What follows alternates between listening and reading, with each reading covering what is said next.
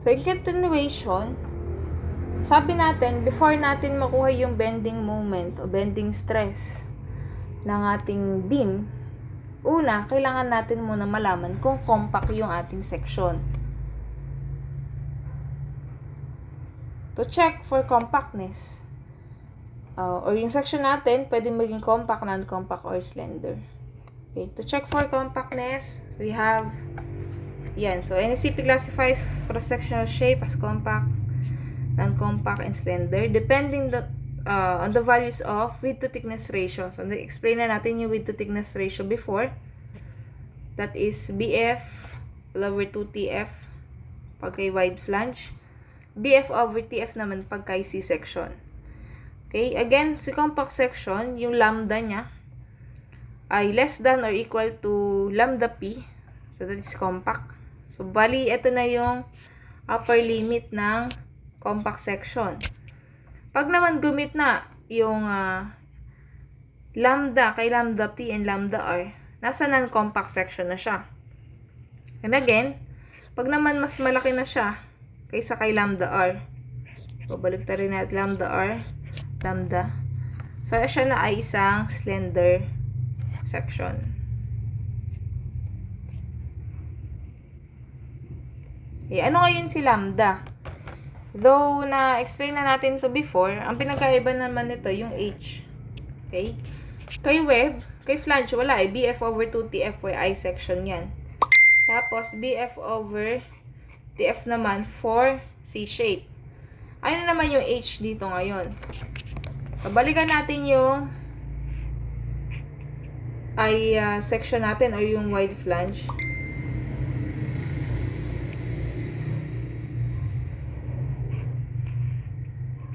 Yan. Itong part na to, magkaiba yan. Ano? Itong part na to nasa left, ito yung rolled. Ito naman yung build up.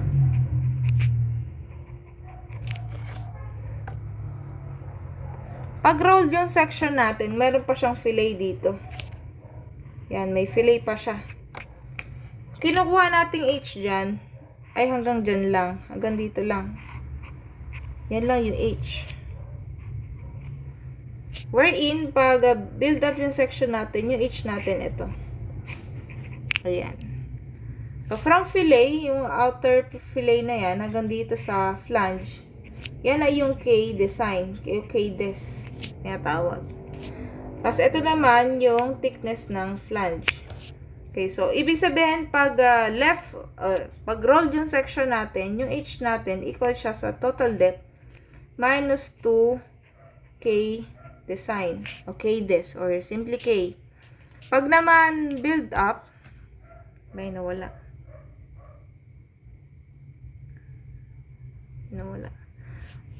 Pag build up naman yung section natin, ang H naman natin ay equal kay D minus 2 PF. Okay?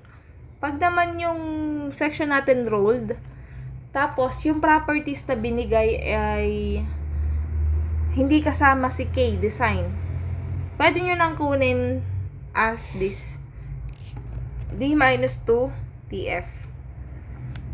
Pero kung given yung K, much better yung gamitin natin, si K. Okay? Tayong may erase. Ayan. Kaya naman si lambda P. Yung upper limit natin for compact section.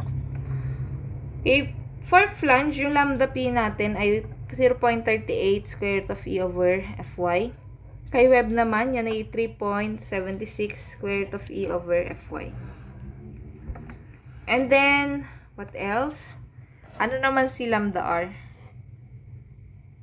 Okay, lambda R naman ay si square root of E over Fy for flange, and then 5.7 square root of E over Fy for web. So, lagi nyo tatandaan, ito lang naman yan, ano? So, kung yung lambda natin, si lambda, nandito siya. Mas maliit siya kay lambda P. So, this is compact. Compact din si web pag Ganun yung scenario. Pag lumagpas na siya kay lambda P, that is non-compact section. Non-compact din kay web. Pagdating naman sa lambda, mas malaki na kay lambda R, slender na siya. Yan, slender na. Unlike sa 2001 NSCP natin, meron kasi tayo doon na tinatawag na partially compact section. Dito, yung flange natin ay gumitna dito kay lambda P saka lambda R. Tapos yung web naman natin ay compact. Yan, nagiging ito yung partially compact section for NSCP 2001.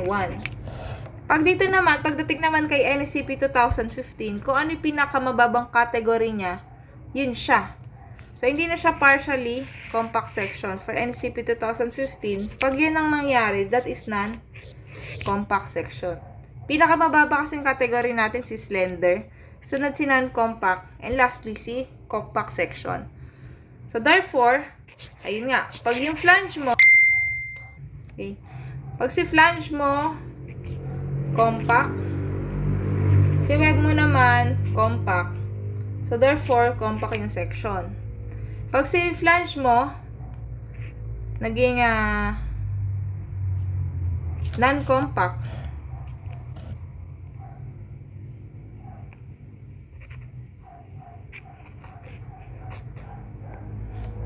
okay, si flange mo, naging non-compact. Si web mo naman, compact. Non-compact na yan. Si section mo, non-compact. Okay, pag si flange mo, non-compact, slender rather, si web mo, non-compact, yung section mo, slender na. Kasi yun yung pinakamababang classification. So, kahit itong si web mo maging compact, si flange mo, slender. Slender na siya. Okay? So, ganun siya. Wala na siyang partially compact and ayun. So, either lang siya, compact, non-compact, or slender. Kung ano yung pinakamababa dun sa flange at sa web, yun yung mag-governs. Kung yung flange mo, non-compact, web mo, compact, non-compact siya. And vice versa. Okay? So, for flexural strength of compact section, again, yung lambda natin, mas maliit kay lambda P. Kino-compute natin yung kanyang MP or yung nominal moment. Mamaya pa pala yun. So, yung beam natin pala mag-fail una, plastically. So, una, mag-fail siya. Mag-yield. No? Ito na lang pang second natin. Third, and then fourth. Second, magkakaroon ng lateral torsional buckling. So, yan, pag sinabi natin torsion kasi diba may moment, so may twisting effect na siya. So, yung beam natin, magde-deflect na ganyan, tapos magto-twist. Parang pa ganyan. Okay, yung flange local buckling naman, eto na yung lambda mo, masyadong mataas na. For flange. No, yung BF over 2TF. And likewise, yung kay naman, kay web, yung lambda mo din, masyado nang mataas. Yung H over TW. Ito, BF over 2TF. Pag W section. So, yung flange local buckling, yung flange mo parang nagwiwiggle na ganyan. Ayan. Ayan yung top view ng flange, ano? So, ganun din kay web. Yung web naman yung masyado nang mataas yung width to thickness ratio.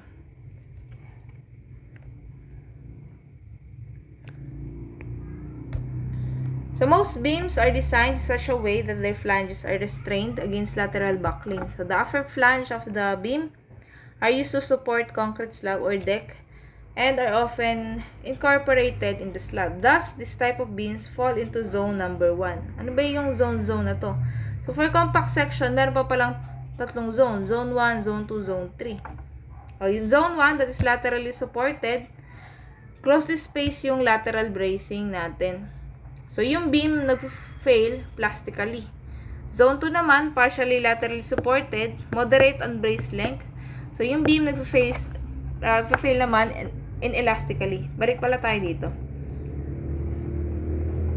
Pero pala akong di na-explain. Okay, yan. Elastic siya. Okay? So, pag yung load naman natin in-apply, mas mataas kay Fy. So, plastic na yun. So, inelastic na yung inelastically na siya nag-fail. So, yun pinakaiba ni elastically saka inelastically. Depende yun sa load kung mas mataas kay Fy or hindi.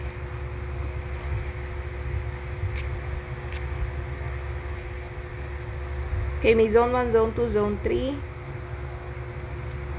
Okay, for zone 1, that is LB is less than or equal to LP. So, ito yung upper limit natin for zone 1. Then, next naman, si zone 2 naman, gumit na si unbraced length natin kay LP and LR. While kay zone 3 naman, since malaki na si LB kaysa kay LR. So, ano nga ba si LB and LR? Si LP is given by this formula, 1.76 radius of gyration about y-axis, multiply by the square root of E over Fy. Then, si LR, ito yung mahabang formula natin, 1.95 radius of gyration multiply by E over 0.7 Fy multiply by square root of JC over SXHO plus ayan. Basahin nyo na lang. And then, ito naman, TS dapat nasa baba ito. So, kung tatanungin nyo, ano yung R, radius of gyration, ito ay radius of gyration ng flange, compression flange, plus 1/6 nung compression web. So, pwede natin kunin yung formula na yan as this. Yung nakikita natin ngayon sa screen. Then, yung CW naman, si sub W, that's given by this formula.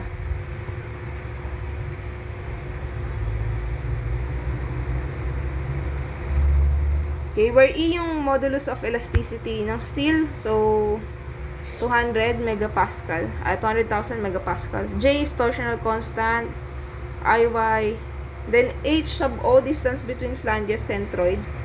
So, meron tayong I section dyan. Ito yung centroid ng flange, ito yung centroid ng flange. So, yung distance na yan. Yan yung H sub O.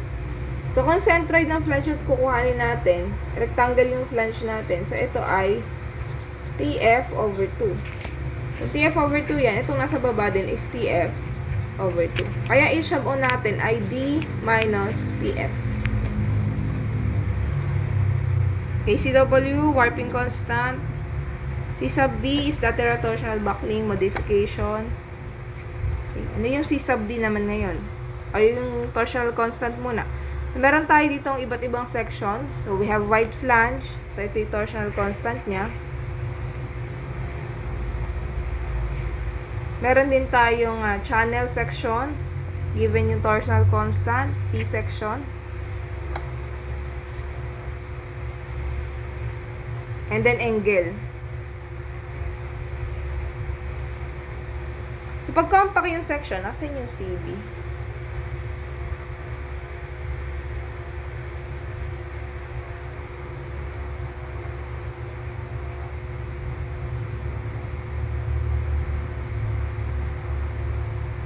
Yung C sub B.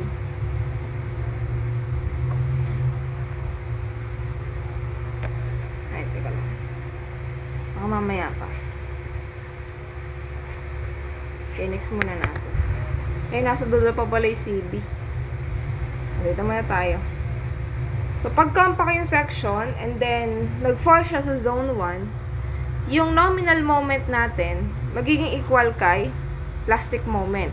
So, alam natin yung equation for plastic moment is Fyz. So, pag kinuha natin yung LRFD and ASD niyan, okay, for load, LRFD, design strength, yung phi natin equal kay 0.9. And then, yung ating nominal moment for LRFD is VMN, di ba? Eh, yung MN natin equal kay plastic moment, which is FYZ. So, VMN natin equal kay VFYZ. So, ito naman yung factored load, moment ng factored load. So, depende kung ano yung loading natin, and depende din yan kung ano yung ating span. Kung simply supported ba siya, fixed, or cantilever. Okay, usually, pag fixed, simply supported yung ating beam, and then loaded siya ng distributed load, ayan. So, maximum moment natin dyan is WL squared over 8. So, yun yung makukuha nating moment. Kaso, yung load natin ditong W, ifa-factor natin.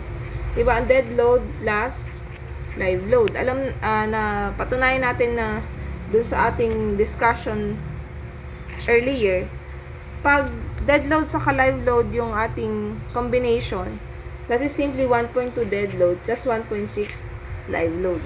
At dito, factored yung load natin. Again, this is moment or required. Yan yung required moment natin. Required from load. Ito naman yung capacity or yung available. Lagi dapat si available strength mas laki kaysa kay required. Again, si required galing sa load. Yung available o yung capacity yan ng section. Galing yan sa section. For ASD naman, yung omega natin is equal to 1.67. Yung phi, yung MN natin over omega, alam natin yung MN ulit pag compact section is FYZ. So, MN over omega is FYZ over omega. Kung wala ito, tanggalin nyo ito. MA should be less than or equal to FYZ over omega. Okay, omega natin 1.67. Wala ito, no? Tanggalin niya. Ito lang baba.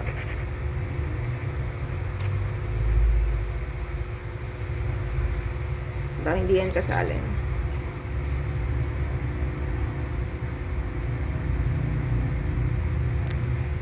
Okay, pag zone 2 naman, partially laterally supported, and then zone 3 is laterally unsupported. So, yung beam natin, masyado nang mahaba.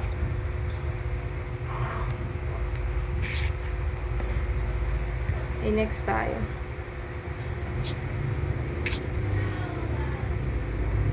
Okay, zone 2, partially laterally supported. Yung nominal moment natin is given by this formula. Then, yung makukuha natin dyan, dapat mas maliit kaysa kay plastic moment.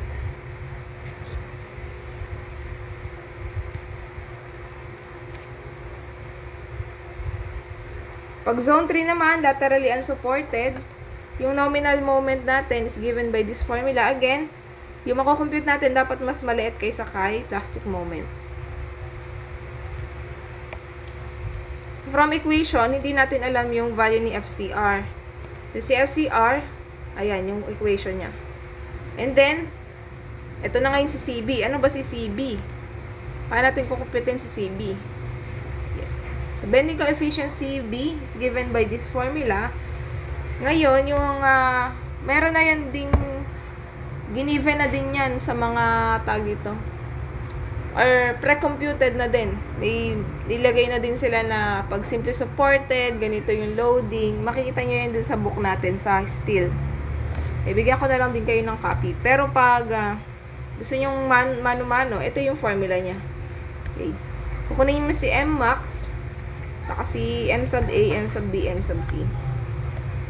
So, yan. Mga moment sa quarter point, center line, saka third quarter point.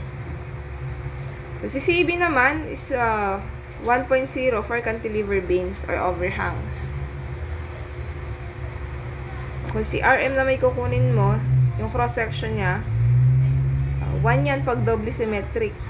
1 din pag singly symmetric members. So, tapos na tayo kay compact section.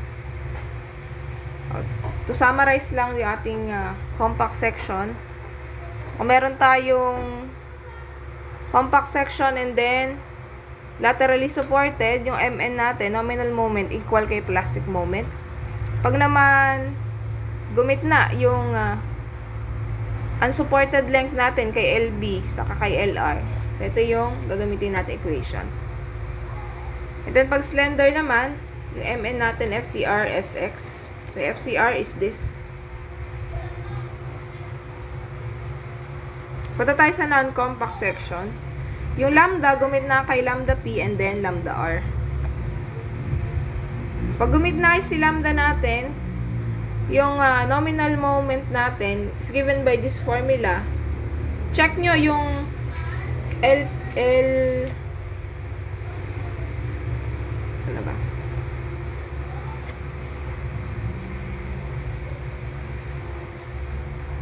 Ayaw mabak. Teka lang.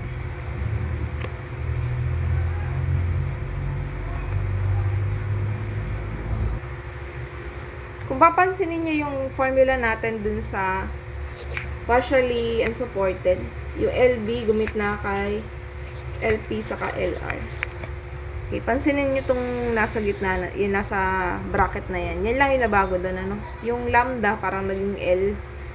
Ito yung naging LB.